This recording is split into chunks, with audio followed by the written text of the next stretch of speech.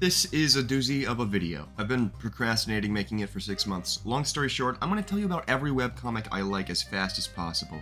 We don't have time to slow down, let's go. Prequel or Making a Cat Try the Adventure is one of my favorite and longest followed webcomics. In the old days, webcomics were called quests and posted on message boards. The author would illustrate a panel or three, then open up for the readers to suggest what to do next. It's like a bare-bones open-source D&D game with just one character controlled by democracy.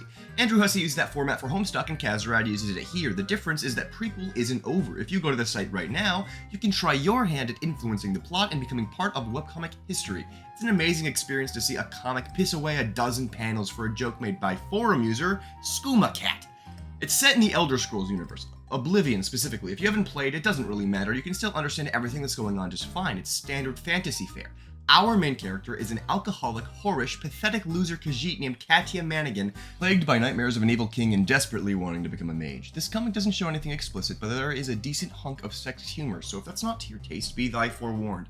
It's not an overpowering presence though, you just have to come to terms with that part of her character. She wants to start over and stop being such a loser, so she takes a boat and gives it her best.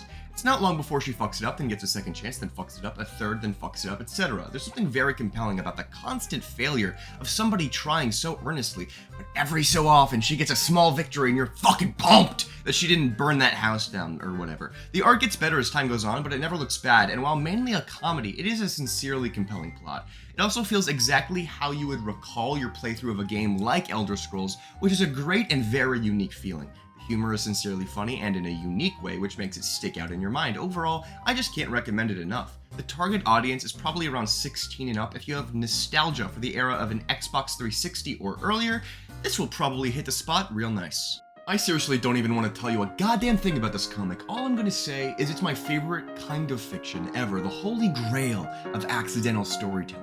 A shitpost made by an artist who had just a little bit too much fun, and now it's become something so much more. It's without even the slightest competition the best webcomic on Webtoon. If I had to summarize, JoJo's Bizarre Adventure meets Space Jam meets Super Smash Bros. Also, don't be fooled, the art in this comic is some of the best I've ever seen. The simpler stylization makes way for an insane amount of detail, especially in the combat, which is a part of it. Reggie? I can help you find your friend. Just follow me. Springfight is a Simpsons fan comic that roughly follows the typical anime tournament arc while utilizing the characters from The Simpsons. I won't waste too much time talking about it when it's only 15 pages long, but it's pretty damn good and a great way to kill a few minutes, and certainly better than most episodes they put out these days. If you know MC Cheshire lore, you know I'm a big fan of clowns. I just think they're cool. I literally found this by googling clown webcomic on a whim, but it's a really superb comic, both in art and plot, but it's not a complex pitch.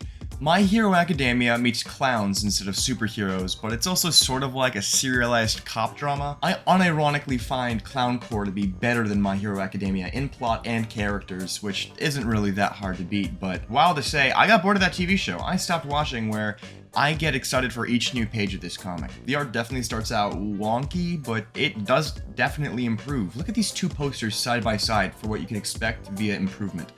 Oates is the best character. If you disagree, I'll kill you. At one point I was going to include this quest about an interesting cyberpunky future where the main characters seem to have wiped their own mind, effectively killing themselves and waking up as a new person, but then I checked back up on the thread and it had devolved into furry porn, so that's a huge bummer. Rice Boy is surreal, adorable, occasionally disturbing, but certainly an adventure. Rice Boy himself is the chosen one. He's a little dude with no discernible features or personal history, and goes on his merry little way to save the world, or something. It's incredibly vague and nebulous, but undeniably compelling, somehow.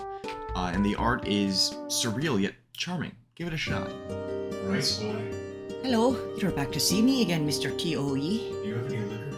Oh, sir, I do not. Still don't know exactly why you're here. Well, I'm looking for a certain person to do a job for me. Just for me, I suppose. Cal and I are agents of God, or something like that. Mind if I smoke? We've been looking for someone who can fulfill a prophecy, bring peace and order to the world, that sort of thing. We don't know when or where this fulfiller will appear, so we've been searching for thousands of years. If we ever stop looking, we lose our immortality. That sounds difficult. Well, every candidate we've named fulfiller for 3,000 years has been a fake. None of them have ended up fixing any problems or fulfilling any of what's been prophesied.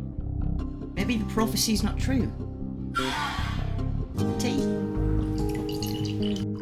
You work for God. Yes, the whole business with God is pretty ambiguous. We search for fulfillment or we die is all we really know. So it doesn't matter to you if I'm a fulfiller or not? Well, Why should I be when everyone else has been fake? maybe before we speak of any of that, I should tell you about the last candidate, Alan I chose. Superego is an odd case. I can't tell you the premise because figuring out the premise is the premise. We follow a varied, conveniently color-coded cast of characters along a quest to sincerely figure out what the fuck is going on and where they are. Along the way, conflict, character development, and myriad mysteries are explored. I really liked this comic, but unfortunately it was and never will be finished. Fortunately, the author posted a document explaining what the ending was going to be, so I still deem it worth a read. You lack the pacing and visuals, but at least it's not abandoned completely. It won't be everyone's cup of tea, but I think back on it fondly myself. Do you like D&D? This webcomic is all the funny parts of when you're in a D&D game and something silly, goofy happens, and you laugh about it and it interrupts the flow of the game. But none of the parts of D&D that are 3 hours of fighting monsters. I'm actually homies with the dude who draws this, so I know, kind of felt obligated to include it, but it's genuinely a pretty fun time. As someone who's not a fan of the webtoon platform, this is one of the few I actually keep up with. Digger is, by the creator's own description, a very peculiar epic. A lost wombat thrown into a series of events far greater in scope than they could possibly imagine, but the appeal isn't quite in the quest or in the details around it. The charm of this comic is the no-nonsense personality our main character, Digger, exudes through the whole thing. She has a sort of backwoods, common-sense attitude, even when speaking with a god, a shadow demon, or a pack of hyenas ready to eat her alive. You can't help but grow fond of the little wombat, and eventually, you're a lot deeper than you ever expected to go. When you're that deep, there's only one solution. Keep digging. Wow, a late addition to the list. I went looking for other webcomics because I didn't feel like this list had enough entries. It's a comic called Over the Wall. It's a prequel to a different comic called Stonebreaker. I haven't read Stonebreaker, but I read Over the Wall in one sitting. It's short, it's sweet, it's riveting. This girl's brother went over a wall into a city filled with demons. The demons can remove your memories of who you are by looking at you, and he hasn't come back from the city, so she breaks in to get him.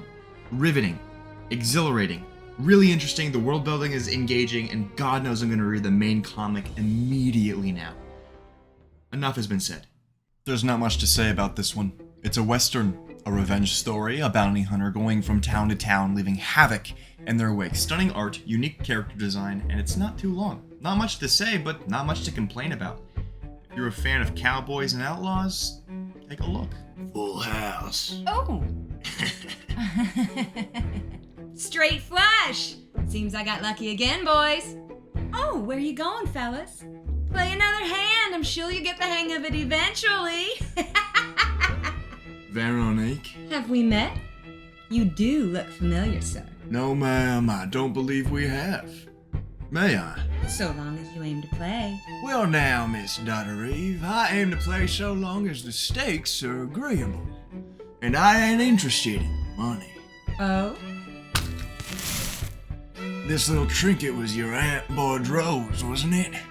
Like most of the money you lost on the way out here. You, sir, make up and nerve what you lack in manners. What's your name, stranger? Known as John Hunter. You don't say.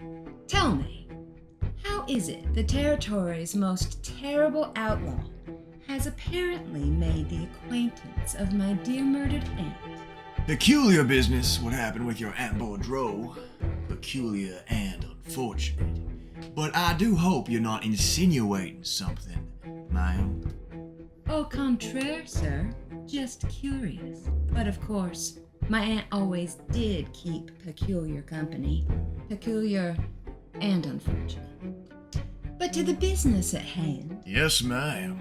If you can call such a pleasure business. What did you have in mind for stakes, sir, if not money? Your aunt was a good friend of mine, Miss Daughter Eve. I'd very much like a little something to remember her by. My pendant? Tell me, sir, what could you possibly aim to wager against it? Well now, to keep money out of this and likewise keep it interesting, how about if you win, I'll accompany you upstairs. How dare you! Oh, come on. Is the maintenance of your foul virtue and dem of gambling and drinking really necessary? This is the frontier, darling. I understand it'd make a better story if the terrible outlaw won your honor in a card game, but it don't hardly seem fair, does it? Betting something you're looking to give away anyhow. Who do you think you are, talking like that to a lady? Any lady, little old Miss Donnereve. Well now, it seems to me you weren't too careful reading the wanted poster.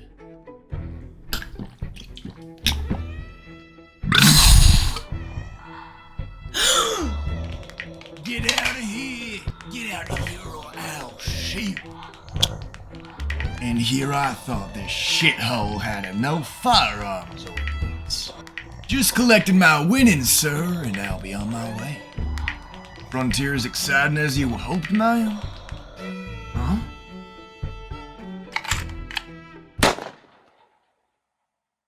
Homestuck.